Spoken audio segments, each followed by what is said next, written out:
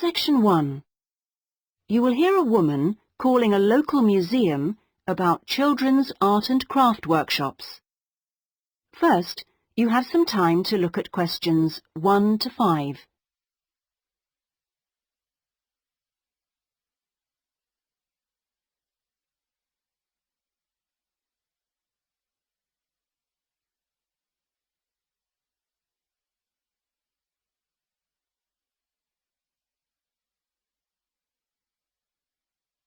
You will see that there is an example that has been done for you. On this occasion only, the conversation relating to this will be played first. Good morning, Sidmouth Museum. Can I help you? Oh, yes. Good morning. I'm interested in the children's workshops, and I'd like a little more information, please. Do you mean the art and craft workshops? Yes, a friend of a friend mentioned them. The children do painting and make models and so forth. Yes, of course.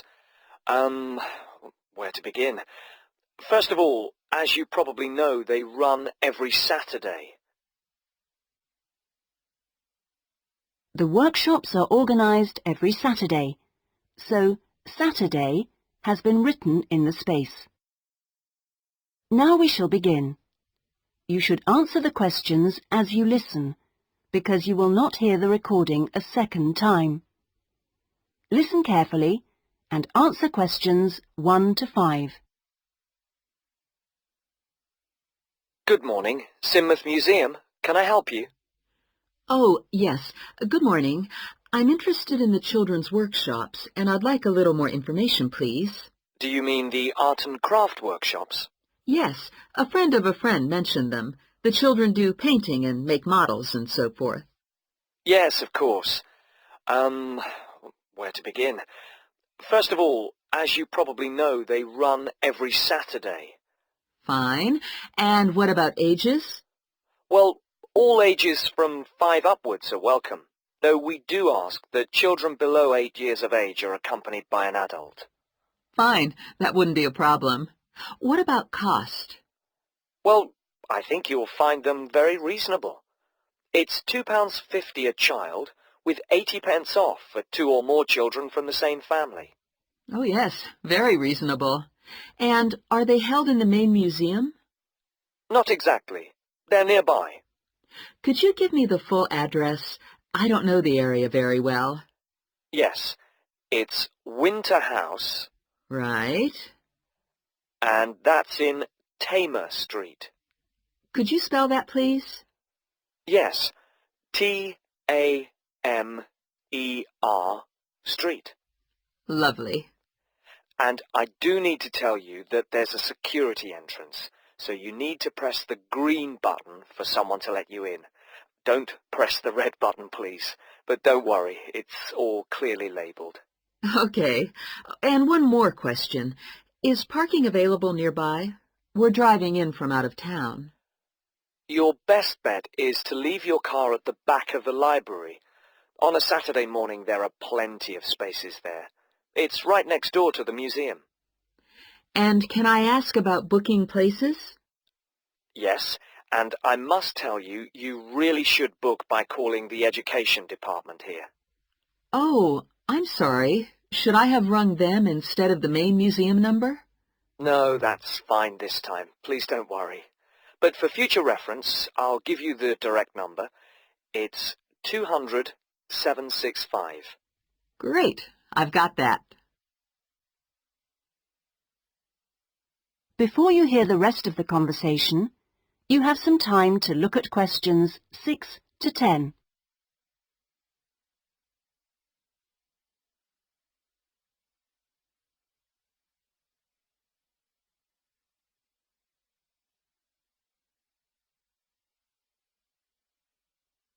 Now listen and answer questions 6 to 10. But I'm very happy to give you information about the next 2 workshops. On Saturday the 16th, there's building castles. Oh, sounds great.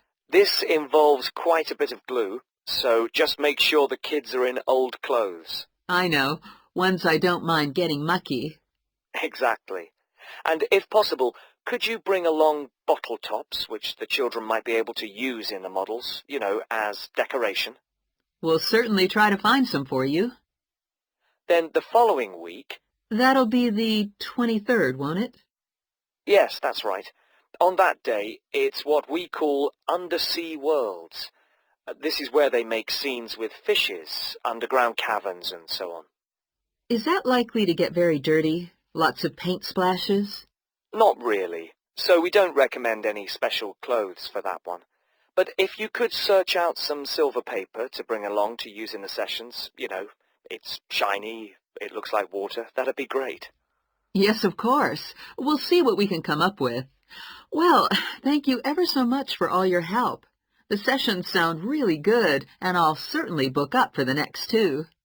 Lovely. Thanks very much for ringing. Bye. Bye-bye. That is the end of section 1. You now have half a minute to check your answers.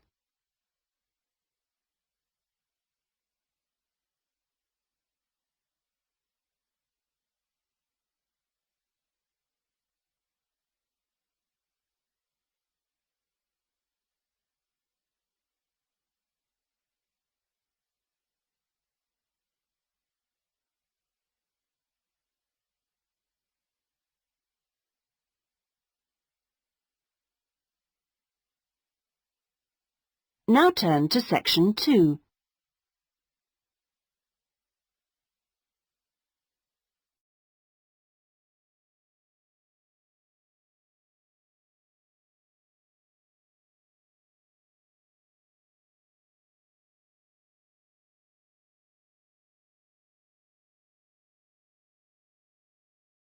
Section 2. You will hear a customer services official giving information to a passenger at a railway station in a town called Trebirch. First, you have some time to look at questions 11 to 17.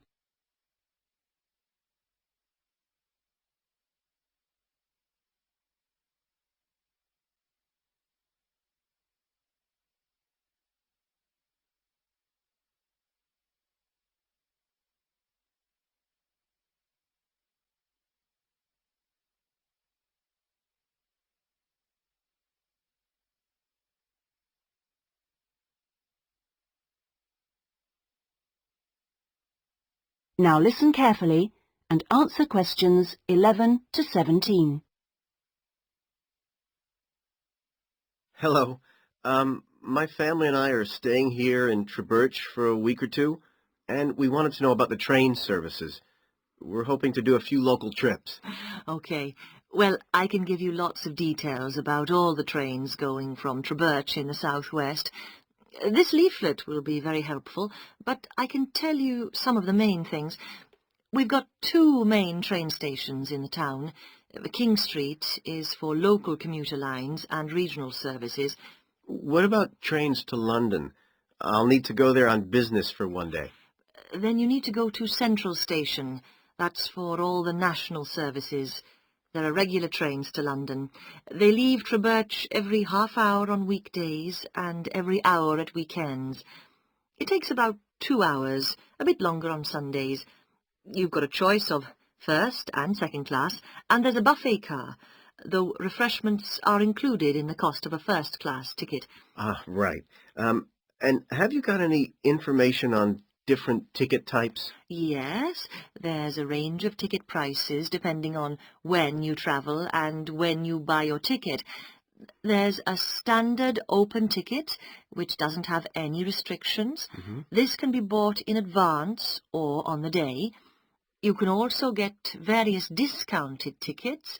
A popular one is called the Super Save, and this is okay for travel after 8:45. Then there is the special ticket, which is valid for travel after 10:15. The special tickets are also valid for travel at weekends. The cheapest tickets are called advance, and you have to buy them at least 6 days ahead. Only a certain number are available, and you have to make seat reservations for these. Before you hear the rest of the conversation, you have some time to look at questions 18 to 20.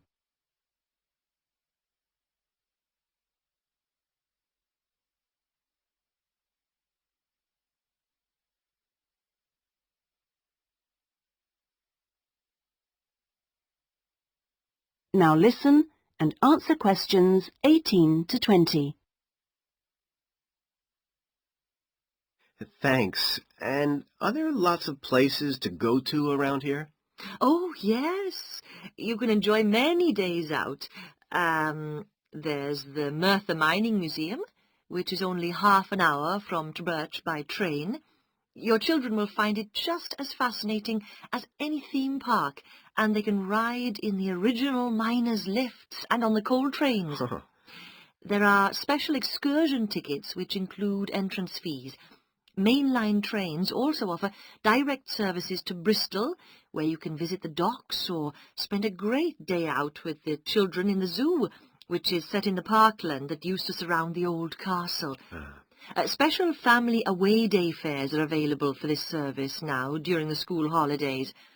Alternatively, you can be in Birmingham in only an hour and a half, where there's lots to see and do, including the new and internationally acclaimed climbing wall, built on the site of the old aquarium. We will also be running a special service to Newport when the new Science Museum opens next year, as we anticipate a lot of visitors in the opening weeks. I'd advise you to call early to book your tickets. Is that okay? Yes, thanks. That is the end of section 2. You now have half a minute to check your answers.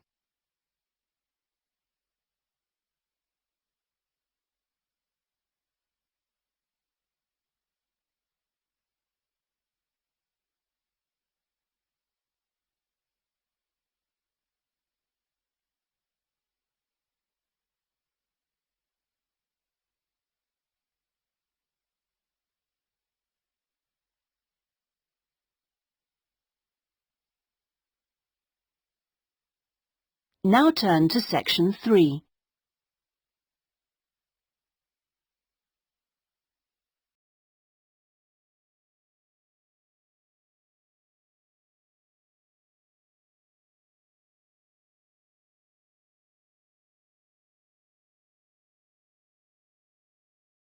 Section 3.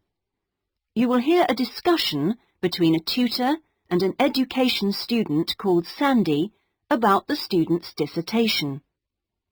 First, you have some time to look at questions 21 to 25.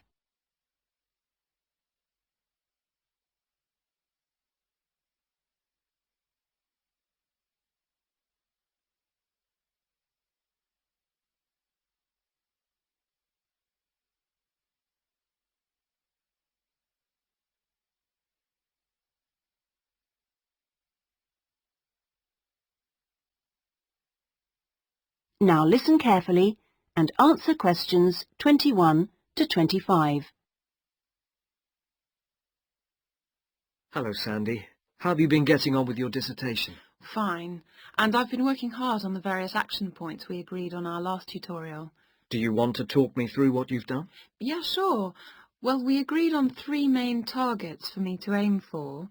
The first one was to find out about suitable data analysis software. Yes. And what I decided to do was to look through catalogues specialising in IT. That's a good idea. What did you come up with?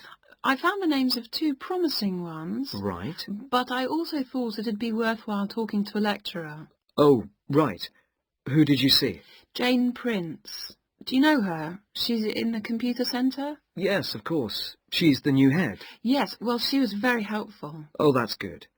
Did she suggest anything in particular? Yeah, she recommended software called VVAT and said I should book up for a couple of practice sessions using VVAT. Great. I'm sure you'll find them useful. And, of course, the second target was to draw up a survey checklist, which Yes, you emailed me it last week. Have you had a chance to look? Of course. I think it's good. Very much on the right lines. I'd say your first 2 sections are spot on. Mm-hmm. I wouldn't suggest that you change anything there, but In Section 3, you really do need to have questions on teaching experience. Yeah, I was thinking that section looked a bit short. Right. And my third target was do further reading on discipline. Oh, yes. I mentioned a couple of writers, didn't I? Yes, well, I got hold of the Banerjee, and I thought that was excellent, but I'm afraid I didn't manage to get hold of the essays about classroom management. You know, the ones by Simon Erickson. The bookshop said it was out of print, and the library doesn't have a copy. Oh, right. And I'm afraid I've lent my copy to another student. Hmm. What I suggest you do is try the library again. This time apply for it through the service called Special Loans. Have you done that before? You're entitled to 6 books a year. Yes, no problem. That's what I'll do. So, lots of useful work done. Before you hear the rest of the conversation, you have some time to look at questions 26 to 30.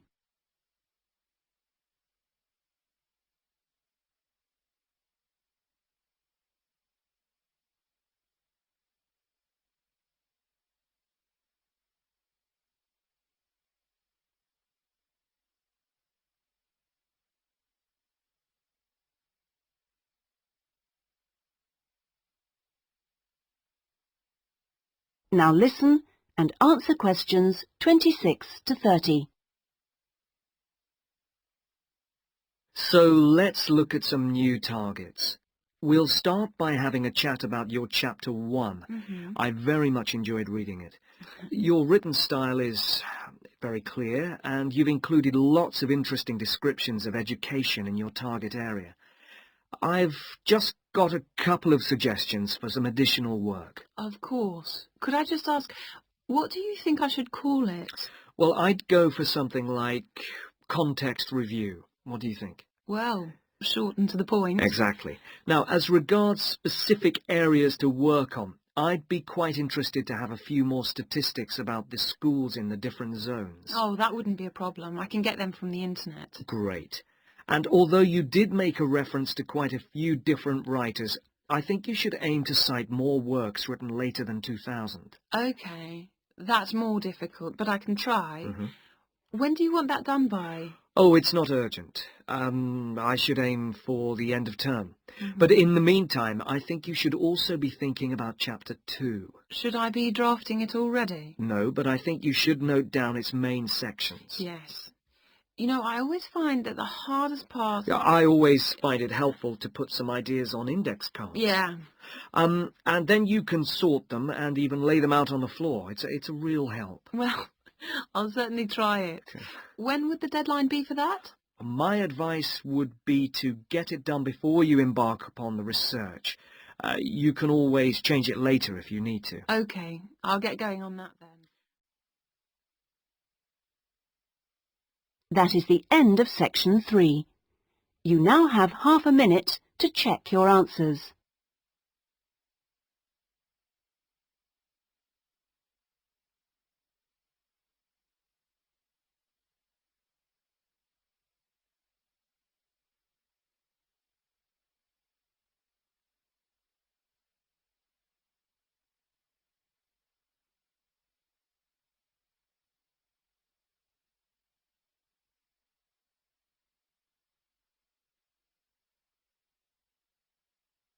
Now turn to section 4.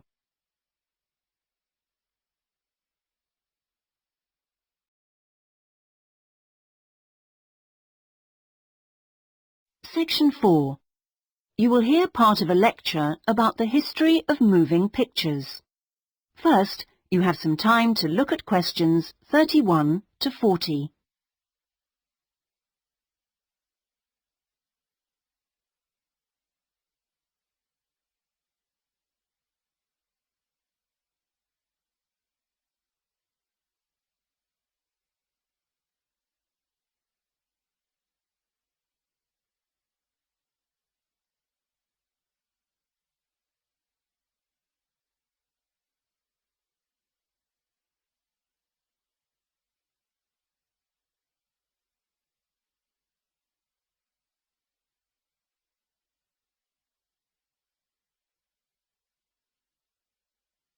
Now listen carefully and answer questions 31 to 40. Many believe that the story first began in America in 1877, when two friends were arguing over whether a horse ever had all 4 feet, or hooves, off the ground when it galloped. To settle the bet, a photographer was asked to photograph a horse galloping, and the bet was settled because you could see that all the hooves were off the ground in some of the photos. What was even more interesting was that if the photos were shown in quick succession, the horse looked like it was running. In other words, moving pictures.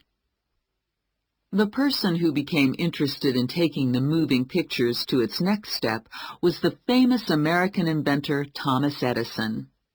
Actually, he didn't do the work himself, but rather asked a young Scotsman in his employ to design a system, which he did. Now, this young fellow was clever, because the first thing he did was study other systems, primitive as they were, of moving pictures, and then put all the existing technologies together to make the first entire motion picture system. He designed a camera, a projection device, and the film. The system was first shown in New York in 1894 and was really very popular. Apparently, people lined up around the block to see the wonderful new invention. There were, however, a couple of problems with the system. The camera weighed over 200 kilograms, and only one person at a time could see the film. Well now, news of the new system in America traveled fast, and a number of rival European systems started to appear once people had heard about it. The single problem with all the systems was they couldn't really project the film onto a screen, so more than one person could see it. Then in 1895, 3 systems were all developed, more or less at the same time and independently of each other. I guess the most famous of these was by the Lumière brothers from France, and they called their system the cinematograph, which of course is where the word cinema comes from. There were also 2 brothers in Germany who developed a successful system, and they called it a bioscope. Well, now once the problem of projection had been solved, the next challenge for the inventors was to make the films longer and more interesting. A continuing problem at the time was that the films had a tendency to break when they were being played, a problem which was caused by the tension between the 2 wheels, or reels as they are called, which hold the film. Now, this problem was solved by 2 American brothers. They developed the Lantham loop, which was the simple addition of a 3rd reel between the 2 main reels, and this took all the tension away, with the result that the film stopped snapping.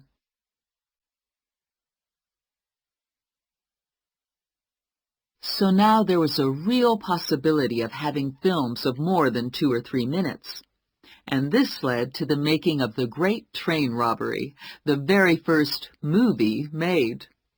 It only lasted 11 minutes, but was an absolute sensation, and there were cases of people watching the movie and actually fainting when the character fired a gun at the camera. Almost overnight, movies became a craze, and by 1905, people in America were lining up to see movies in store theaters, as they were called then. I guess the next big step in terms of development of technology was to have people actually talking on the film. And the first step towards this was in 1926, when sound effects were first used on a film. It wasn't until the following year, however, that the first talkie, as they were called then, was made. This film featured actors speaking only during parts of the film, and was called The Jazz Singer. And it wasn't until 1928 that the first all-talking film was produced, and this was called The Lights of New York. Unfortunately, the sound on this early film was not very good, and I believe they put subtitles on the film. That is, they printed the dialogue along the bottom of the film to compensate for this poor sound quality. Now, with the addition of sound, moving pictures became far more difficult to make. That is the end of section 4. You now have half a minute to check your answers.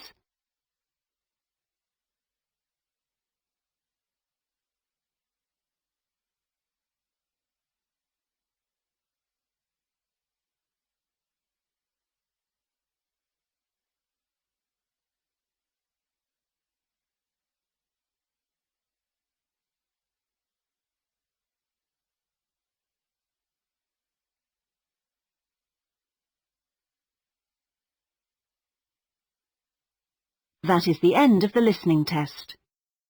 In the IELTS test, you would now have 10 minutes to transfer your answers to the listening answer sheet.